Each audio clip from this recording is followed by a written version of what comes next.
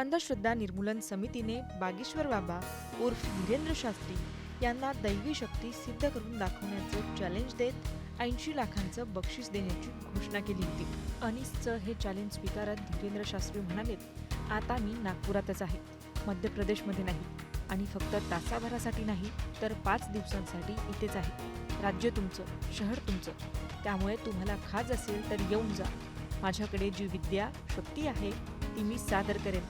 मी जादूगार नाही, पण मला ईश्वर जी प्रेरणा देईल ते मी लोकांना मार्गदर्शन करेन. तुम्ही याल तर तुम्हालाही मार्गदर्शन करू. 30 तारखेला मला परत जायचंय, नंतर म्हणू नका बाबा पळून गेला, असं धीरेंद्र शास्त्री यांनी म्हटलंय. तर अनिसचे संस्थापक श्याम मानव यांनी नेमकं काय चॅलेंज दिलंय तेही पाहूयात. बागेश्वर धाम के बाबा, इनको मैंने चैलेंज दिया था पहली बार 10 जनवरी 2023 में. तब भी वो चैलेंज लेने से चूक गए थे और भाग गए थे.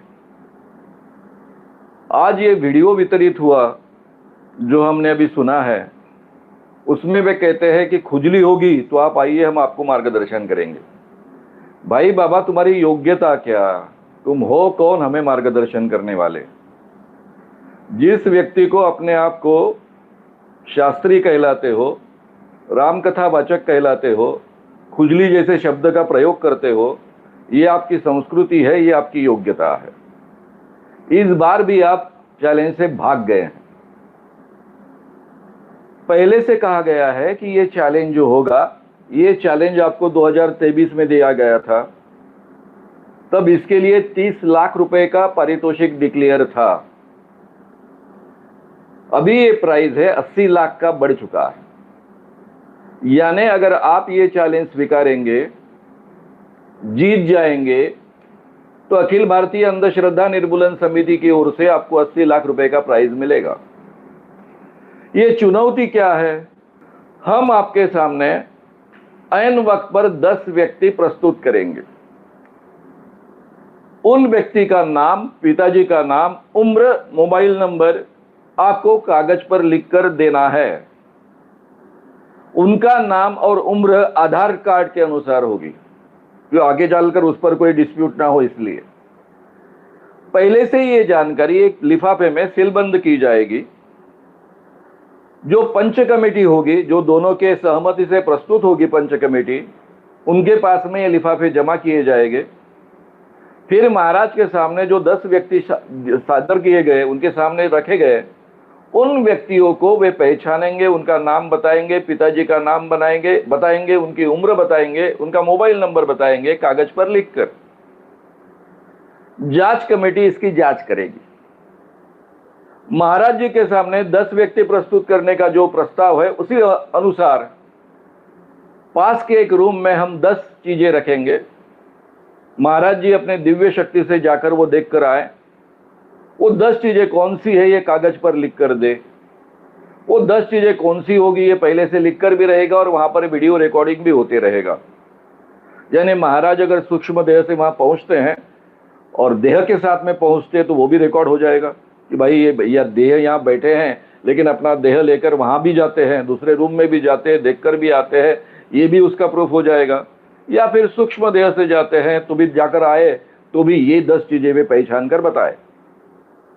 ये दोनों चुनौतियां अगर 90% सही है तो ये चुनौती फिर से एक बार कंडक्ट की जाएगी. महाराज जैसे जादूगर नहीं है, वैसे भी हम कच्चे चेले नहीं हैं. 44 सालों से 44 ईयर से अखिल भारतीय अंधश्रद्धा निर्मूलन समिति काम कर रही है. सैकड़ों बाबाओं का भंडाफोड़ किया है, उनको भगाया है. आप भी उनमें से एक हो. इसलिए हम भी कच्चे चेले नहीं हैं. इसलिए हम कहते हैं कि ये चुनौती 2 बार होगी. पहले से ये शर्तें आपके सामने रखी गई थी, 2023 में रखी गई थी, वही शर्तें अब रिपीट कर रहे हैं. इसके लिए नागपुर में 3 दिन पहले प्रेस कॉन्फ्रेंस हुई थी. उस प्रेस कॉन्फ्रेंस में ये सभी पर्चियां और ये शर्तें बांटी गई हैं. इसलिए सब पत्रकारों के पास में ये शर्तें हैं. इन शर्तों के आधार पर नागपुर पत्रकार संघ के सामने यानी पत्रकारों के सामने आपको ये चुनौतियां स्वीकारनी है. 10 लोगों को पहचानना है, उनके नाम वगैरह जो मैंने पहले कहा उसी के अनुसार. या फिर 10 चीजें जो पास के रूम में रखी है, ये दोनों आह्वान आप स्वीकार सकते हो या फिर दो में से कोई भी एक स्वीकारा तो भी हम चुनौती कंडक्ट करने के लिए तैयार हैं। बाबा जी, आपको पता है कि आप में कोई दिव्य शक्ति नहीं है। आपको यह भी पता है कि आप पर कोई भगवान प्रसन्न नहीं है। आप एक केवल लोगों को ठगने वाले बाबा हो, दिव्य शक्ति का आभास निर्माण करने वाले बाबा हो। ये आपको बहुत अच्छे ढंग से पता है।